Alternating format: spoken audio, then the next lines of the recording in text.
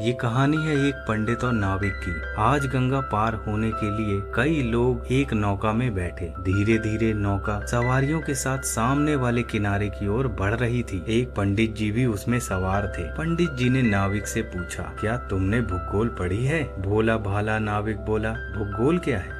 इसका मुझे कुछ पता नहीं। पंडित जी ने पंडिताई का प्रदर्शन करते हुए कहा, तुम्हारी पाव भर जिंदगी पानी में गई। फिर पंडित जी ने दूसरा प्रश्न किया, क्या इतिहास जानते हो? महारानी लक्ष्मीबाई कब और कहाँ हुई तथा उन्होंने कैसे लड़ाई की? नाविक ने अपनी अनभिज्ञता जाहिर की तो पंडित जी ने विजयी मुद्रा में कहा, ये भी नहीं जानते? तुम्हारी तो आधी जिंदगी पानी में गई। फिर विद्या के मद में पंडित जी ने तीसरा प्रश्न पूछा, महाभारत का भीष्म, नाविक संवाद या रामायण का केवट और भगवान श्री राम का संवाद जानते हो? अनपढ़ नाविक क्या कहे, उसने इशारे में ना कहा। तब पंडित जी मुस्कुराते हुए बोले, तुम्हारी तो पौनी जिंदगी पानी में गई। तभी उसी समय अचानक गंगा नदी में प्रवाह तीव्र होने लगा। नाविक ने सभी को तूफान की चेतावनी दी और पंडित जी से पूछा, नौका तो तूफान में डूब सकती है, क्या आपको तैरना आता है? पंडित जी घबराहट में बोले, मुझे तो तैरना वैरना नहीं आता। नाविक ने स्थिति भांपते हुए कहा, तब तो समझो आपकी पूरी जिंदगी पानी में गई। कुछ ही देर बाद नौका पलट गई और पंडित जी भी बह गए। तो दोस्तों, ये छोटी सी कहानी से हमें ये सीखने को मिलता है कि जो विद्या है वो वाद विवाद के लिए नहीं है और ना ही दूसरों को नीचा दिखाने के लिए। लेकिन कभी कभी ज्ञान के अभिमान में कुछ लोग इस बात को भूल जाते हैं और दूसरों का अपमान कर बैठते हैं। याद रखिए, शास्त्रों का ज्ञान